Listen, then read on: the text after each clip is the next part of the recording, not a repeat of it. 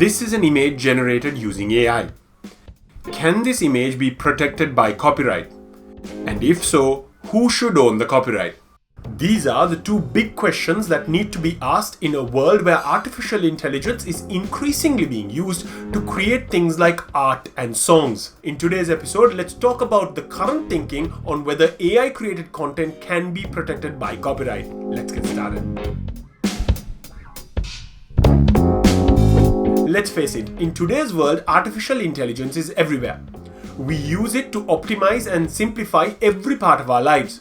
So it's no surprise that artificial intelligence is being used to generate creative content like art and songs. Just as an example, in 2016, a group of museums and researchers in the Netherlands unveiled a portrait called the Next Rembrandt, which was an artwork generated by a computer after that computer had analyzed thousands of works by the 17th century Dutch artist Rembrandt.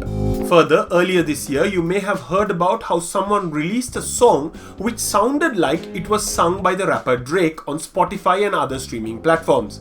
In fact, it was an AI-generated song and was made to sound like it was being sung by Drake using AI, and it was later taken down. So for better or worse, people are using AI to generate creative content. So the next big question that arises with this kind of content is whether this kind of content can be protected by copyright, and if so, who should own that copyright? Now, usually creative content like a piece of art or a song made by a person is protected by what is referred to as a copyright under the law. The purpose of copyright law is to protect literary, artistic, dramatic, and musical works which are considered original. And this protection is usually granted to the creator or the author of that work.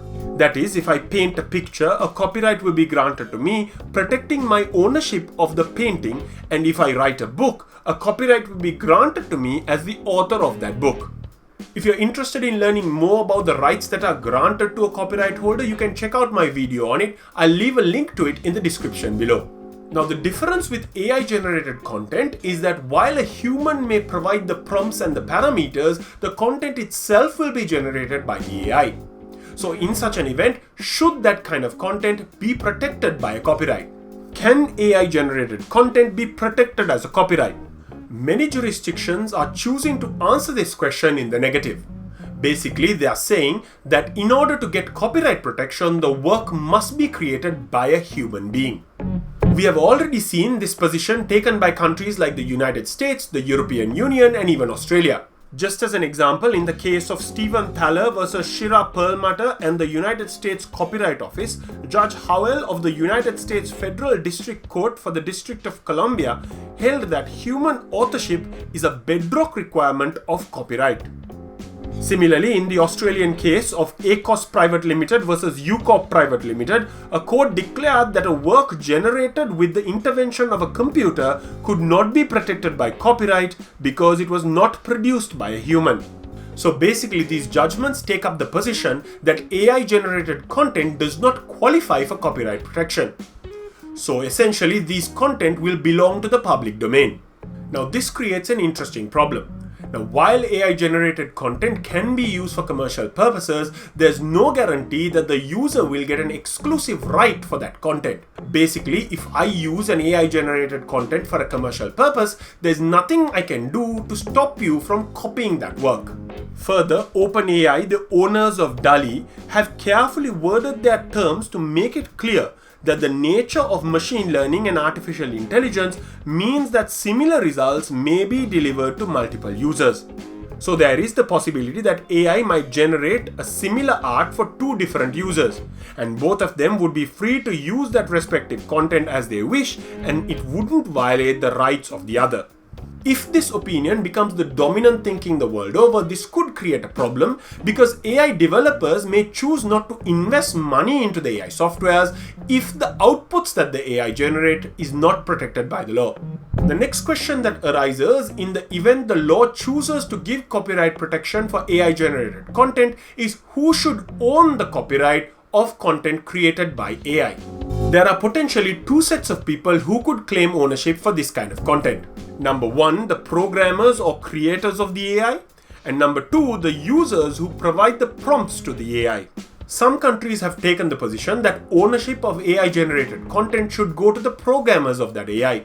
This position has already been taken in countries like Hong Kong, India, Ireland, New Zealand, and England. Support for this argument has been found in acts like the Copyright Designs and Patents Act of England, which states in section 9.3 that in the case of a literary, dramatic, musical or artistic work which is computer generated, the author shall be taken to be the person by whom the arrangements necessary for the creation of the work are undertaken. So the question that emerges from this section is, who is the person who has made the arrangements necessary for the creation of the work?